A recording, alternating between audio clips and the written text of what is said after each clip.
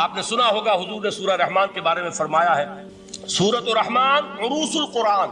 یہ سورہ رحمان جو ہے یہ قرآن کی دلہن ہے. جیسے دلہن کو آپ خوشنما لباس پہناتے ہیں، آراستہ پیراستہ اس کو گہنے اور اس کو زیور پہناتے ہیں، تو جس طریقے سے سجاتے ہیں آپ دلہن کو، اللہ تعالیٰ نے ایک سورت قرآن مجید میں یہ ایسی رکھی ہے سورہ رحمان کی، اسے خوب سجایا ہے. اس میں الفاظ کا در و بست، اس کا اپنا ایک ڈیوائن میوزک ہے. وہ تو اللہ تعالیٰ قراء جو ہے خاص طور پر مصر کے قراء، اللہ تعالیٰ ان پر رحمت نازل فرمائے، ان کی خطاؤں سے درگزر کرے. جس طرح قرآن کے انٹرنسک میوزک کو انہوں نے واضح کیا ہے. واقعہ یہ ہے کہ اگر یہ لوگ نہ ہوتے، شیخ عبد الباسط محمد عبد الصمد، شیخ محمود خلیل الحصری، یہ لوگ کہ جنہوں نے قرآن کے اس غنا میوزک، یہ لفظ جو ہے آپ حیران نہ ہو کہ میں یہ کوئی شاید توہین کر رہا ہوں قرآن کی، حضور نے یہ لفظ استعمال کیا ہے. تغنو، اس قرآن کو اچھی سے اچھی خوشلہانی کے ساتھ پڑھو. من لم یتغن بالقرآن فلیس منا، جو قرآن کو بہتر سے بہتر انداز میں، اچھی سے اچھی آواز میں، خوشلہانی کے ساتھ پڑھنے کی کوشش نہیں کرتا وہ ہم میں سے نہیں. بلکہ ایک مرتبہ حضور رات کے وقت آپ گشت پر تھے اپنے ساتھیوں کے حالات معلوم کرنے کے لیے. حضرت ابو موسیٰ اشعری رضی اللہ تعالیٰ عنہ ایک صحابی ہیں، ان کے گھر کے پاس سے گزر ہوا، وہ رات کو تہجد پڑھ رہے تھے، کھڑے ہوئے کیف کے عالم میں قرآن تلاوت کر رہے ہیں. حضور کو بہت پسند آئی ان کی قرات، کافی دیر تک وہاں کھڑے سنتے رہے. اب انہیں کیا پتا کون سن رہا ہے. بالکل اسی طرح سمجھ لیجئے ایک بات یاد آئی ہے، حضور فرماتے ہیں کہ جس طرح کان لگا کر اللہ قرآن کو سنتا ہے کسی چیز کو نہیں سنتا. ہمیں نظر نہیں آتا نا، ہمیں معلوم نہیں ہے، ہم قرآن پڑھ رہے ہیں تو سننے والا کون ہے؟ سب سے زیادہ کان لگا کر خود اللہ. یہاں اس لیے مجھے یاد آیا کہ ابو موسیٰ اشعری کو کیا پتا تھا کہ کون سن رہا ہے. وہ اپنی کیفیت میں نماز میں تہجد میں قرآن کی تلاوت کر رہے تھے، اور ظاہر بات ہے ان کے گھر ایکڑوں میں بنے ہوئے نہیں تھے، ایک ایک کمرہ، ایک ایک کوئی حجرہ، ایسے ہی تو گھر تھے نا صحابہ کے. لہذا حضور پاس سے گزرے، آواز آئی، کافی دیر سنتے رہے. اس کے بعد آپ تشریف لے گئے، صبح فجر میں ملاقات ہوئی تو حضور نے تحسین کے انداز میں فرمایا یا ابا موسیٰ انک قد اوتیت مزمارا من مزامیر آل داؤد. اے ابو موسیٰ، تمہیں تو آل داؤد کے سازوں میں سے ایک ساز اللہ نے عطا فرما دیا.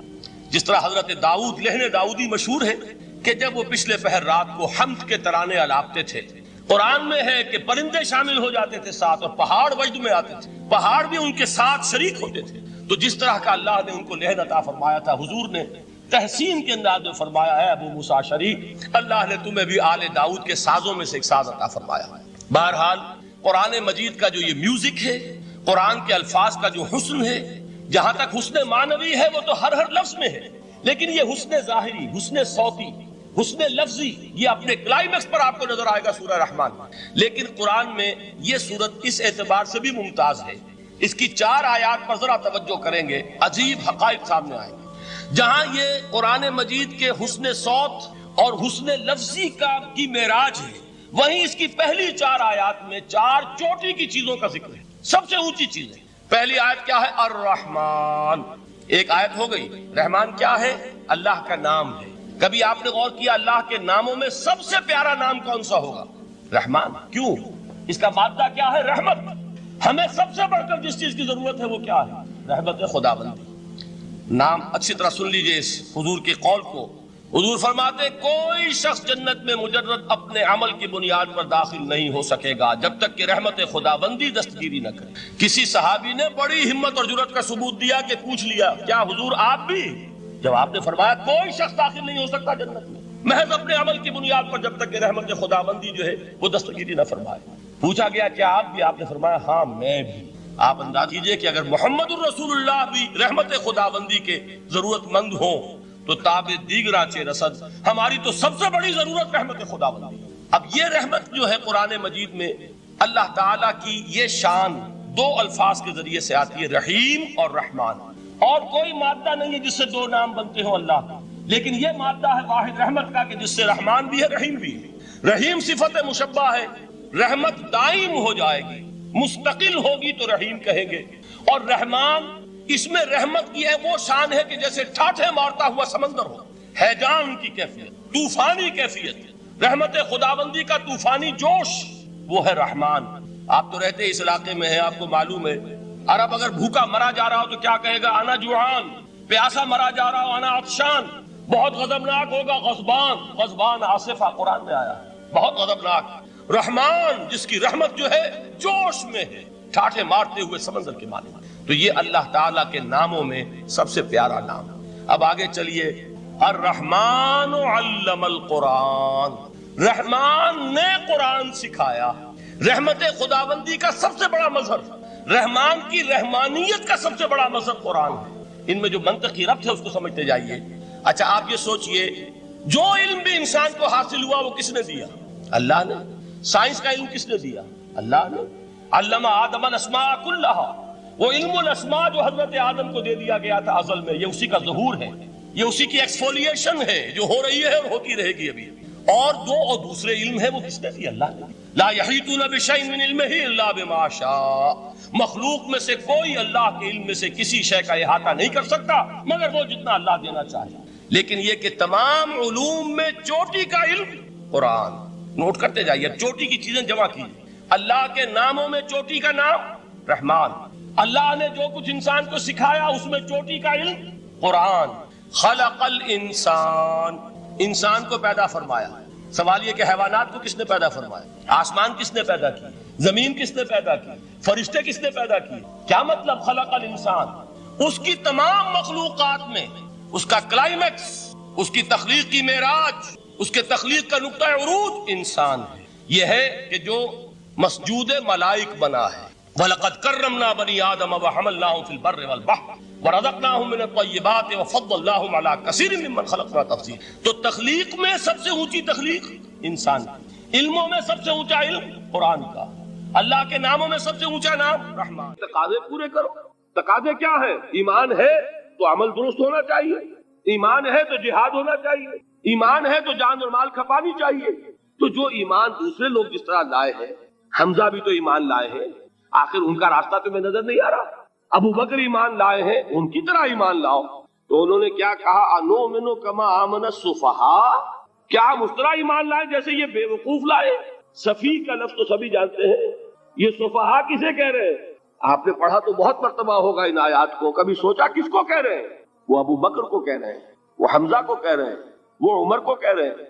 ان کی تو مت ماری گئی. غر ہؤلاء دینہم، انہیں تو کوئی ہوش ہی نہیں. 2 مرتبہ حضرت ابو بکر نے وہ کام کیا ہے کہ ہر ورلڈلی وائز انسان یہ کہے گا کہ حماقت کی ہے جس کے سامنے دنیا ہے.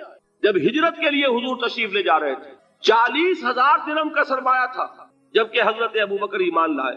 مکے کے چوٹی کے تاجروں میں سے تھے جو ملک التجار کہلاتے. لیکن اب وہ روپیہ کہاں خرچ ہوا؟ بلال کو خریدا، روپیہ دے کے خریدا یا ویسے ہی خرید لیا؟ آزاد کر دیا. ابو فقی کو خریدا، آزاد کر دیا.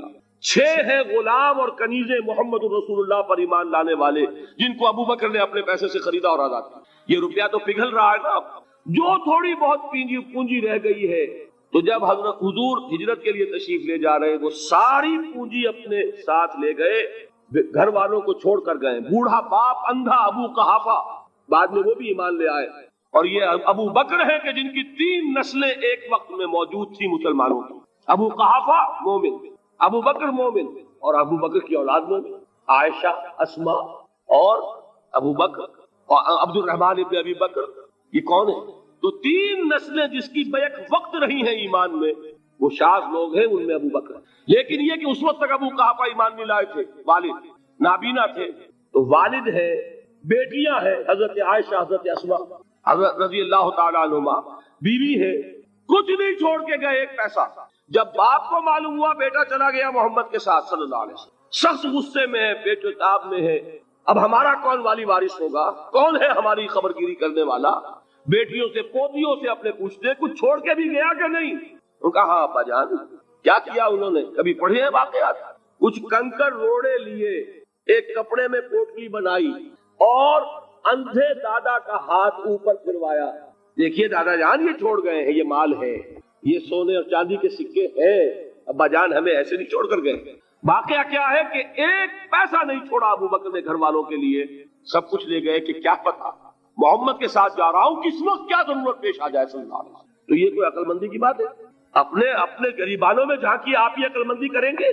کہیں چاہے نہ، یہ بات دوسری ہے. لیکن یہ کہ اس کو کون ہم میں سے عقل مندی کہے گا؟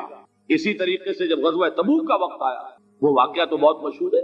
حضرت عمر فرماتے ہیں کہ اس زمانے میں میرے پاس اتفاقاً پیسہ بہت تھا، میں نے یہ سوچا دل میں کہ اس مرحلے پر تو میں ابو بکر سے بازی لے جاؤں گا. مسابقت ان میں بھی تھی لیکن نیکی کی مسابقت, خیر کی مسابقت, انفاق فی سبیل اللہ کی مسابقت. تو میں نے سوچا کہ میں بازی لے جاؤں گا. میں نے کیا کیا, کل دولت جو تھی اس کے 2 حصے کیے. ایک حصہ گھر رکھا اور ایک لا کے حضور کی خدمت میں پیش کر دیا. حضور نے پوچھا کہ عمر گھر والوں کے لیے کچھ چھوڑا؟ کہ جی ہاں, نصف کیا میں نے, نصف اللہ کی راہ میں حاضر ہے, نصف چھوڑا ہے. ٹھیک ہے. اب وہ آئے ابو بکر, پوچھا حضور نے ابو بکر گھر والوں کے لیے کچھ چھوڑا؟ کہ نہیں, صدیق کے لیے ہے خدا کا رسول بس, گھر میں اللہ اور اس کے رسول کے نام کے سوا کچھ نہیں تھے. یہی ہے نا, پروانے کو چراغ ہے, بلبل کو پھول بس, اور صدیق کے لیے ہے خدا کا رسول بس, مجھے گھر والوں کے لیے کچھ نہیں چاہیے. یہ کام جو ہے تو یہ جن کا ہم اس وقت ذکر پڑھ رہے ہیں منافقین, ان کے نزدیک حماقت تھی یا عقل مندی تھی, یہ سمجھداری تھی یا بے وقوفی تھی؟ وہ ہے جو بات کہہ رہے ہیں کہ جب ان سے کہا جاتا ہے ایمان لاؤ بھلے لوگوں کی طرح جیسے دوسرے لوگ ایمان لائے ہیں, تو کیا کہتے ہیں, انؤمن کما آمن السفہاء الا انہم هم السفہاء ولکن لا یعلمون. آگاہ ہو جاؤ, اصل احمق یہ ہے, اصل بے وقوف یہ ہے, انہیں نہیں پتا کہ حقیقت کیا ہے, نفع کیا ہے, نقصان کیا ہے. وہ جو بات میں نے سورۃ العصر میں بیان کی تھی, والعصر ان الانسان لفی خسر الا الذین آمنوا وعملوا الصالحات وتواصوا بالحق وتواصوا بالصبر. جس کے ذہن اور قلب پر یہ صورت کندہ ہو جائے گی, اس کے نزدیک عقل مندی یہ ہے کہ سب کچھ اللہ کی راہ میں لگا دو. جس کے دل میں یہ بات بیٹھی نہیں, اس کے لیے عقل مندی یہ ہے کہ بچا بچا کر رکھو, چھپا چھپا کر رکھو, سنبھال سنبھال کر رکھو. عقل مندی کا اس میں تقاضا کچھ اور, اس میں تقاضا کچھ اور. لیکن یہاں بھی فرمایا ولکن لا یعلمون, انہیں ابھی علم نہیں ہے اس کا. اس سے پہلی آیت میں بھی فرمایا ولکن لا یشعرون, انہیں شعور نہیں ہے. دیکھیے میں آپ کو بتا رہا تھا, یہ وہ غیر شعوری نفاق ہے, یہ بڑھتا چلا جا رہا ہے. پہلے جھوٹا بہانہ تھا, پھر جھوٹی قسمیں ہوئی, پھر دشمنی ہو گئی صادق الایمان, جو جان اور مال لگا رہے ہیں, نچھاور کر رہے ہیں پروانہ وار, اللہ پر, اللہ کے دین کے اوپر نثار کر رہے ہیں اپنے آپ کو, ان سے عداوت, ان سے دشمنی, ان کا بغض, یہ 3rd سٹیج تک پہنچ گئے. اب بھی وہ اپنے آپ کو منافق نہیں سمجھتے, وہ سمجھتے عقل مند تو ہمیں, یہ تو بے وقوف ہے. ہم ہیں اصل میں بھائی, سمجھ کے چلنا چاہیے, تیل دیکھنی چاہیے, تیل کی دھار دیکھنی چاہیے, دائیں بائیں دیکھنا چاہیے, حفاظت کا بھی خیال ہونا چاہیے. یہ ساری چیزیں تو عقل مندی ہے نا دنیا کے اعتبار سے. تو وہ تو انہیں بے وقوف سمجھ رہے ہیں, اپنے آپ کو منافق کہاں سمجھیں گے؟ چاہیے ٹھیک ہے بھائی, دین بھی چاہیے لیکن دنیا کی فکر بھی چاہیے کہ نہیں؟ یہ آپ کہتے ہیں کہ نہیں کہتے ہیں؟ یہ تو بات آپ نے بہت دفعہ سنی بھائی, ٹھیک ہے دین بھی ہونا چاہیے لیکن دنیا بھی تو ہونی چاہیے کہ نہیں؟ یہ ہے سمجھ دنیا کی, یہ ہمارے معیارات ہیں. یہی وجہ ہے کہ دین ذلیل سے ذلیل تر ہو رہا ہے.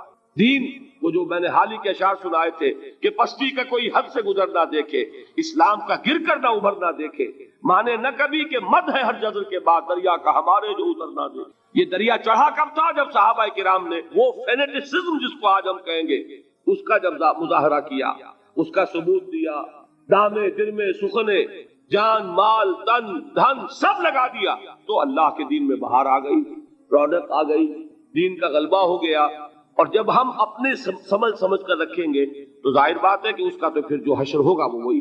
دین میں کمزوری, ہماری دنیا جو ہے پھل رہی ہے, پھول رہی ہے, دین جو ہے وہ کمزور ہوتا چلا. یہ ہے 3rd سٹیج اس نفاق کی, کہ جس کے بعد اب کوئی امکان واپسی کا نہیں ہے.